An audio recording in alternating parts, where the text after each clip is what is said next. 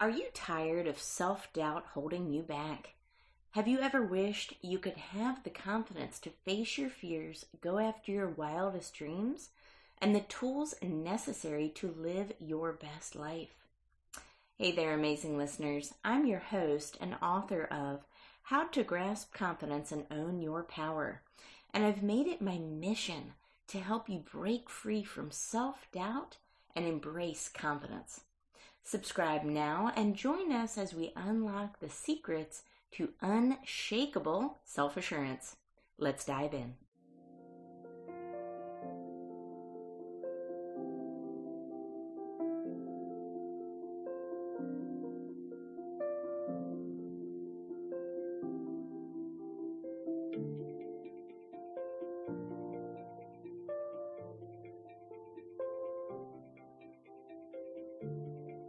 Hello, everyone, and thank you so much for tuning in to another episode of Grasp Confidence Podcast. I am your host, Tara LaFawn Gooch, and today we're going to be talking about PR, communication, relations, getting out in the media, showing up as the best version of yourself, and being seen in a massive way. Now, this is something I learned as an entrepreneur when I went full dive into entrepreneurship in 2022. At the time, I was lacking confidence. I had to turn into this person that went from being unseen to being seen in a big way. And it took a lot of brand building, something that I had never actually done before. And I didn't realize how much actually went into this. So this is something I think a lot of entrepreneurs can relate to. Thought leaders, authors, people looking to really grow their brands.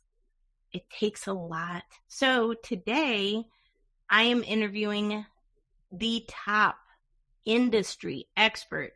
And I can say he's the top industry expert because he is. I want to introduce you to my next guest, Eric Yaverbaum. Did I get that correct? Yaverbaum. Yaverbaum, no! Who told you I was the best? My mother? Well, thank you very much for that lovely introduction. Absolutely. Well, I love your background. It's so captivating and fascinating. Oh, thank you. And, I want you to tell us all about what you're doing in the industry because, there's nobody else that stacks up to you. You have just the most amount of PR experience of anybody I think I've ever interviewed. And Eric, this is such an important topic for people to understand because there's a lot of noise out there. Yeah. I would love to hear a little bit about your background. I've always considered what I do. First of all, I'll just say I love what I do. I don't consider it work. Everybody should do that. Love what you do. You won't work a day in your life, and you'll do it better.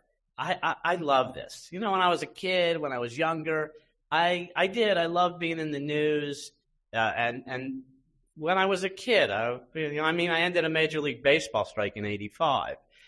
I was national news, and what I saw immediately from being a national news story was the amount of attention it brought to my agency and the amount of business that we get because of the attention we get. Now, I was 24 years old then.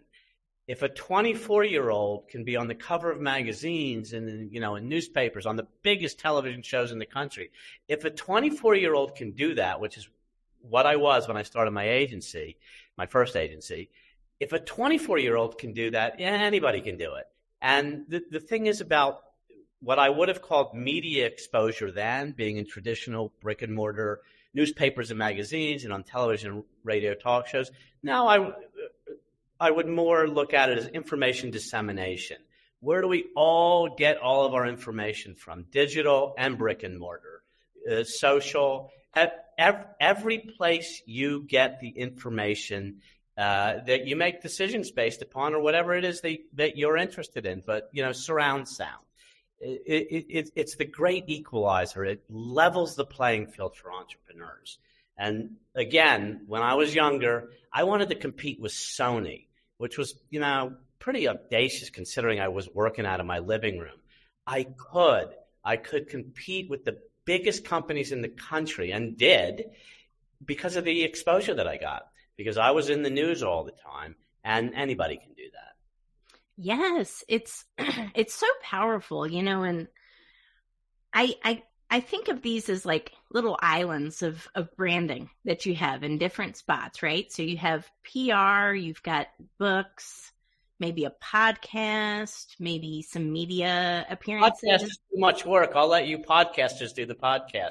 But no, you're very right. I mean, I could name drop clients, for the whole half hour, but I'll spare you. The only one who cares is my mom. It is so the different things that you can do. I mean, yeah, I wrote 8 books over the course of, a career. Every single book I wrote drove an enormous amount of attention, again, to me and my agency. I did press. I do new media. Today, all my really famous clients, they want to be on podcasts. Everybody wants to be on podcasts. It's another way to shape and form your brand and get your name out there for whatever it is that you're trying to promote. Yes, it's so key, right? Because, before anybody decides to do business with us, what do? Well, they look us up on Google, right? Yep. And, right. The power of PR outlets and just being seen, podcasting, it's all SEO. And ultimately, now it is. That's right. And what I say in a first meeting to a prospective client who generally speaking now, at this stage of my career, call us, is Google me. I don't even need to talk. Just Google me. And in part, that's because I practice what I preach. In part, I want to make sure anytime anybody's looking for, PR agencies, anytime anybody's looking for a high-profile PR guy, they're going to find me. Always. That's how much we're out there. That's how, you can literally, and again, not to belabor the point about my only fan, my super fan, my mom, no one else is going to do this, but you can go 40 pages deep in my Google search and read about my career. You could read about my career all the way to the time Google started. So it's the power of that, the way that people find me, and even if they don't find me, and I can just literally say it with somebody that I'm meeting for the first time, just Google me. You'll read something about me this week, or any given week. Here's a perfect example. I'm doing this podcast. This podcast will be the thing I brag about 4 or 5 days from now, because it'll be the most recent. We constantly do that. People can very easily find us. They can look at our whole history, all the famous things we were involved in, all the high-profile, projects we've been involved in, all the things that we were with, like a vitamin water from, the garage to $1 billion and everything in between. You can read about all of that. I don't even have to talk about it. It's all out there. You can find it real easy. Yes. And all of these, this digitization of our personal brand, it builds that trust factor, because what do we need, right? We need know, like, and trust. Well, it also builds the know factor, right? Because people can Google you, but it also builds that trust factor because people see you in highly respected publications and third-party outlets. Again, it's a third-party verification of who you are and who your business is. Yeah, but if I was in the New York Times, if I was in the Wall Street Journal, if I was on Good Morning America, I must be the greatest. And yeah, I was in all of those places. Does that really mean that I'm the greatest? Probably not. Or more realistically, no, it doesn't. Nevertheless, when you're in those types of credible publications and television and radio talk shows, places that people rely on, there really is no questions asked. That's what people are interested in. You establish credibility that way. It's the greatest way to draw traffic or interest in whatever, whether you're trying to sell a widget, whether you're trying to sell a brand, whether you're trying to sell a persona, whatever it is that you want people to be interested in, you want credibility, you get a little press exposure. You would not believe, one, how that reverberates all around the digital world, and two, the credibility that it gives you. When I walk into a conference room everybody's read about me already. They already did exactly what you're saying. They already Googled me and they're like, well, oh my God, he wrote this, he wrote that, he was on this, he was on this, he did this, he did that. I don't have to say a word. I walk in, it's a lot easier. It's so much easier. And it also helps with your brand positioning, which is something I'm pretty passionate about as well. It gives you that leverage so that when, you ask for a little bit more, maybe you're a coach or consultant selling a higher ticketed item or an entrepreneur, and your offer is much higher sometimes than your next competitor. It's a differentiating factor. So that you can ask that, right? Absolutely. Yeah. I mean, we're as expensive as it gets. And one of the reasons we're as expensive as it gets is literally that. But I mean, look, in the real world, you got to deliver. So, and in the real world, I'm a repeat offender at delivering. I mean, just ask anybody I've worked with in the last, 4 decades. They'll all tell you the same story. You'll see a pattern of, 1 year it's vitamin water, 1 year it's Tybo, 1 year. I mean, I can go on and on and on. And I started, look, when I was younger, if you could afford me, we took you. Didn't matter who you were. It's a lot different now. We literally have a line out the door. We're very particular in the clients that we pick and the partners that we work with. And I don't feel like I'm in the service business anymore. I feel like everybody that I work with is a partner. Everybody that I work with came to me for my literal expertise. And I think we're as good as it gets in our expertise. But every single client I have is smarter than me. Every single client I have I have many clients who have made countless billions because they're smart. In things that I couldn't do. I can't even count to 1 billion. Well, that's exactly how we met, was my interview with one of your clients who is a $1 billion entrepreneur. So this is exactly what Eric is talking about, everybody who's listening, right? This is how it works. And then Absolutely this is how correct. you build relationships. Absolutely correct. And, another lesson in there is, she's highly, highly accomplished. A very, very long time client of mine, Liz Elting. Actually, I'm going to see her at the UN later today. The company you keep. You sit at the winner's table, the conversation's different there. And I've had to me, it's the greatest gift of my career.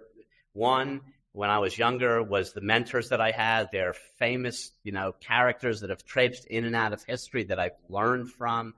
And, two, the people that I work with, that both in my own agency and our clients, it's the winner's table. We have a whole different conversation. We will always be successful at what we do, always, because of the company that we keep. It's all about that proximity. What you hit on is so key, because this is something that I talk about all the time.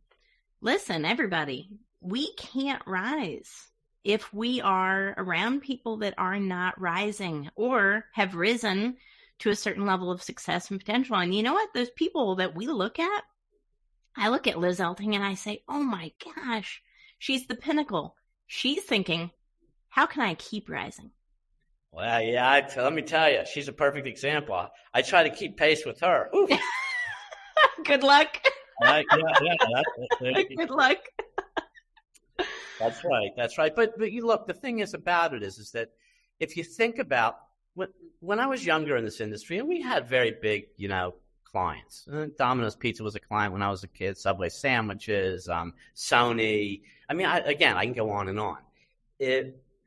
What I didn't like about the life of a PR guy or a PR practitioner was I had no audience with the top level. I definitely wasn't ever going to get in a CEO's office.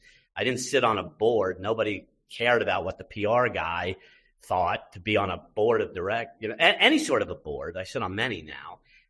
And I wanted to understand leadership because I thought we could practice the art of public relations better if I had direct access to the top decision maker, the CEO.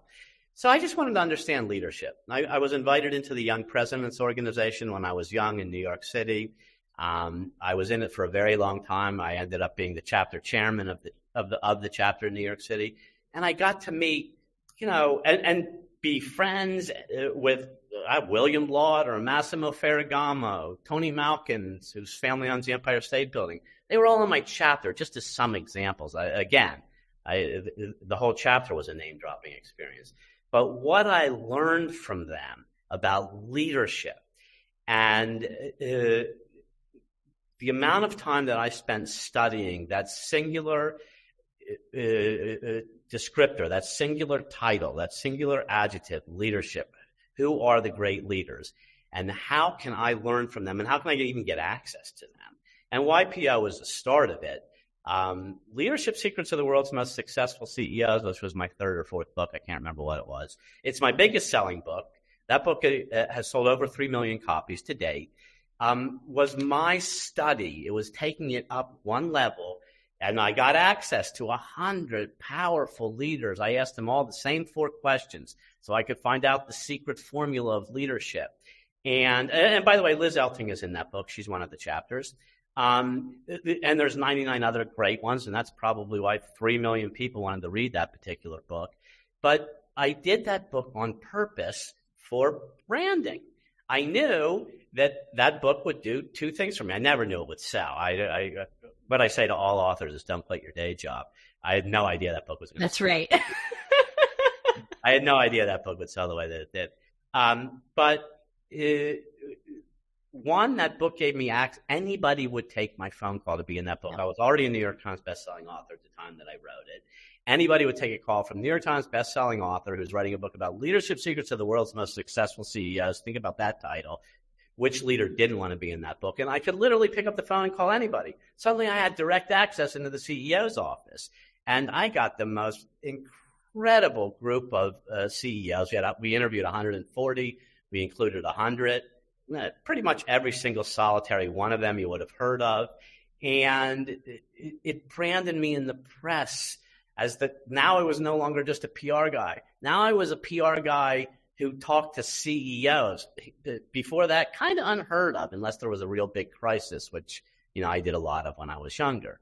But it's that sort of untethered access, the skill set that I actually do have in real life that we're paid a lot of money for, top dollar for us.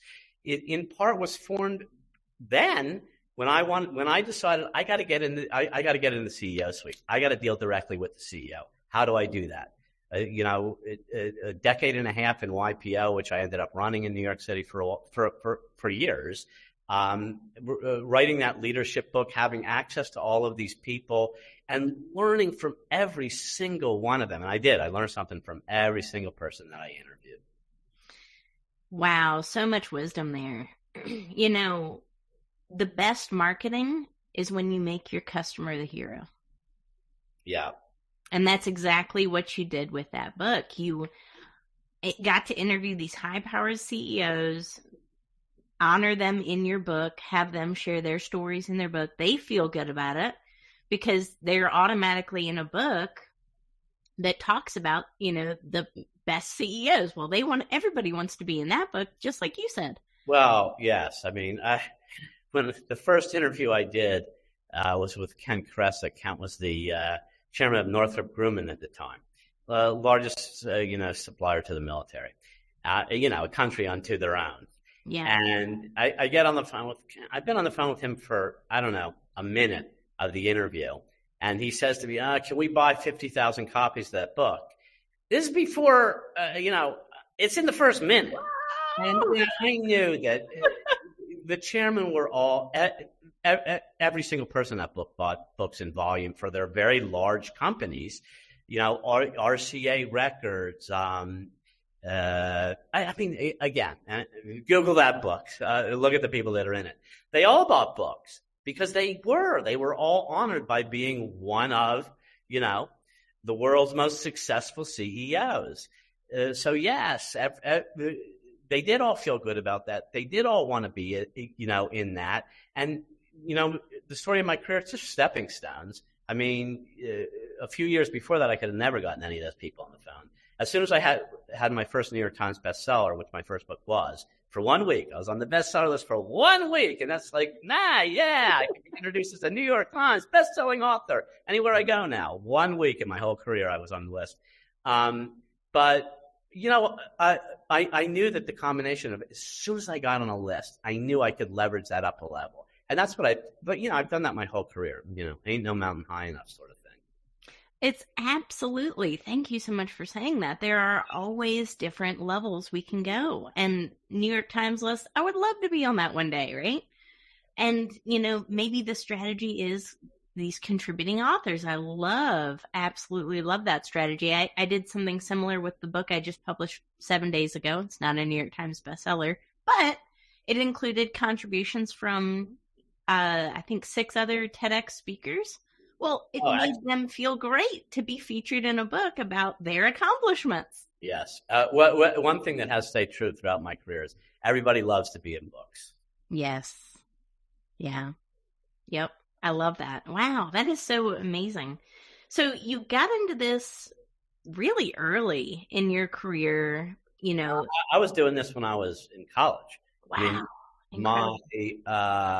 My sophomore year of college, I promoted an unknown author. I was looking for a job. I met him. I thought, I was so starstruck. I met an author. He had his first book coming out. And I asked him if he knew anybody. I was trying to network and find a job. I needed a paying job for an internship in college. And he called me back and he said, I don't know anybody, but I'll pay you $100 a week to promote my first book. His first book was called Getting Yours, The Complete Guide to Government Domestic Assistance, which was a New York Times bestseller. And nobody expected it to be. It's literally a cut and paste of a federal document. Penguin published it. Nobody had, delusions of grandeur of that book being a great book. And it was.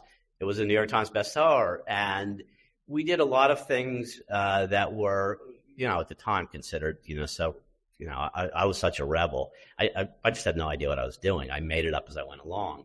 And Matthew's third book was called Information USA. I promoted that when I was a senior in college. And that book was the first, at the time, $20 trade paperback to make the New York Times bestseller list. So, I realized, publishing is not, I don't think anybody would call it an unconventional sort of industry. Everything I did was quote unquote unconventional, I would sit with Matthew and there was articles about me when I was younger and they would say, he's such an out of the box thinker. And Matthew would be reading these articles and he said, do you even know where the box is? And no, I had no idea. And it's the irony of writing PR for Dummies, which I'm now writing for the third time, is I keep redefining the box because I don't ever want to be in the quote unquote box. And that's a great asset to anybody that might be listening is it doesn't matter what the rules are. It doesn't matter how, people who have done this successfully do it. Make your own way. And because you can. I've had an entire career out of doing things that were quote unquote impossible. I've been I've always been the black sheep of the industry. I'm always so rebellious. I'm none of these things. I'm just making up new stuff every single solitary day so that I can be different from everybody else. It's all about that differentiation, which again, I think a lot of entrepreneurs can, find a hard time defining, especially in the beginning of their journeys, right? But it's about finding that differentiating factor that sets you apart. It is, but I'll say this about that is, ideas are easy. Mm-hmm. Execution is hard.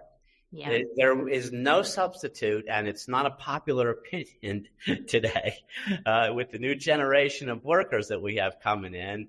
But there's no substitution for hard work. I have worked hard my entire career, or I should say I put in hours. As I said when we started, I don't feel like I work for a living, but I put in the time.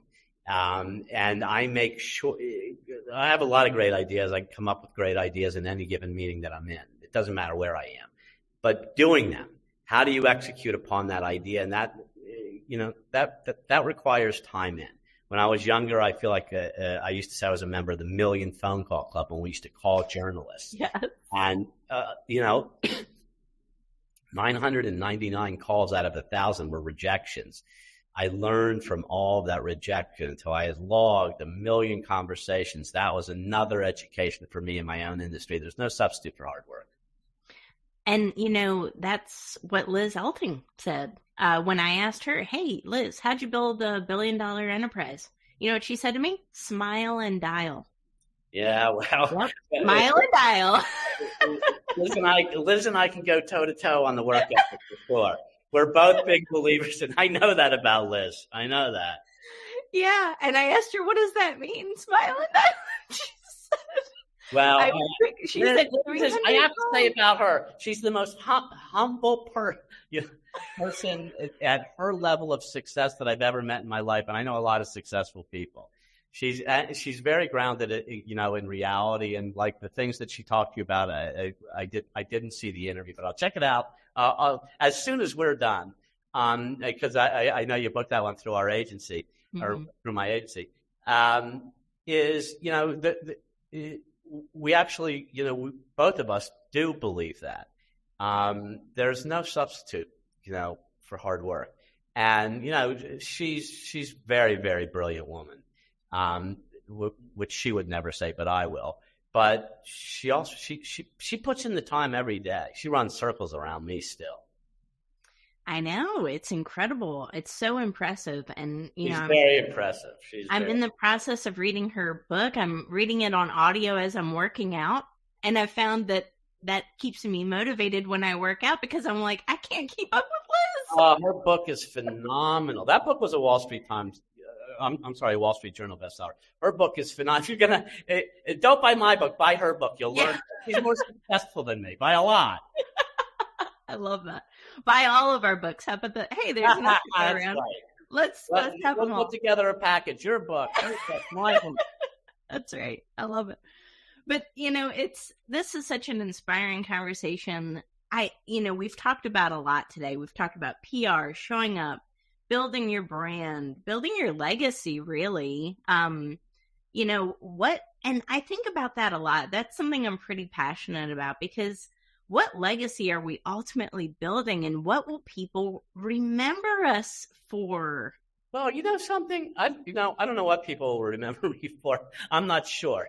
Harvard's doing a case study on me, and they entitled the case study more or less how I've reinvented myself through the years, because I'm a PR expert, I'm a leadership expert, I've been a high-profile environmentalist for causes I believed in, I've been high-profile politically, I've worked in the White House. I mean, I can go on and on about the different versions of me that you may or may not have read about in the press. What will people think about me? But to me, the most important thing is, what can I give? Like, what can I give back? I've had such an enriching and fulfilling career. My insight, my knowledge, what some people might call wisdom from experience, can I give that back to the next generation of not just PR practitioners, but business people? I want people to love what they do. I don't care what it is. Love what you do. Don't work for a living. Love what you do. It's such a better way to live life. It's how we were, I feel like, designed to live. I agree, but I don't think most people practice that. I mean, You realize that every single solitary person, entrepreneur or not, we all have it. There's 86,400 moments in a day. Everybody, there's nobody listening to this that doesn't get 86,400. How many of them do you actually take? How many of them do you actually live? Max it out. Take as many as you possibly can. And if you love every moment that you're in, if you're present in every moment you're in, and you got to do that professionally, it's a life worth living. Absolutely. I love that. And when we're in our zone of joy, when we're doing things that fulfill us, that bring us confidence, a sense of purpose, you don't feel like you're working. That's right. And when you combine that, the only thing that I like better is watching the Knicks when they're winning, but that's Love that. I love that. Such a powerful conversation, Eric. So many wonderful takeaways. I know a lot of people will be interested in working with you and contacting you after this. What's the best way to get more information about how you can help other people gain this visibility? Get my book. Come on. What do you? What?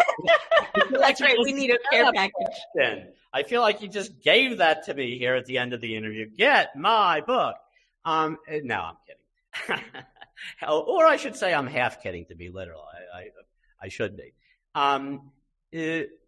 Look at people that you admire. Look at people who have persevered. Look at people who have climbed those impossible mountains and read about what they've done.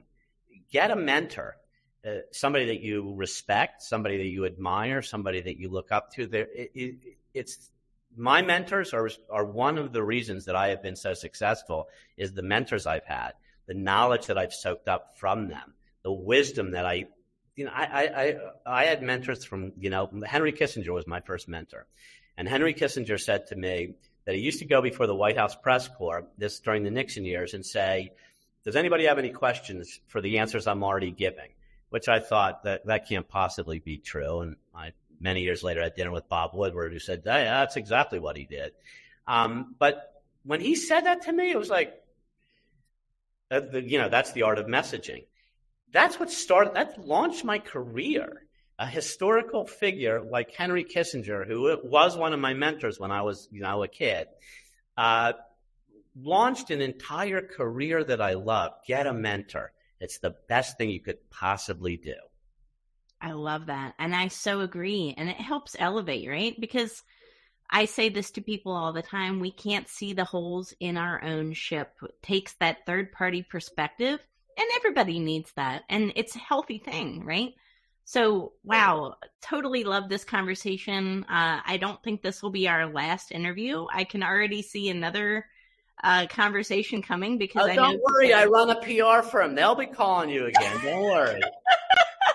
Work with Eric, everybody. He's the real deal. If you want to gain maximum visibility, really take your brand to, I would say, that global level, call Eric, call his PR firm.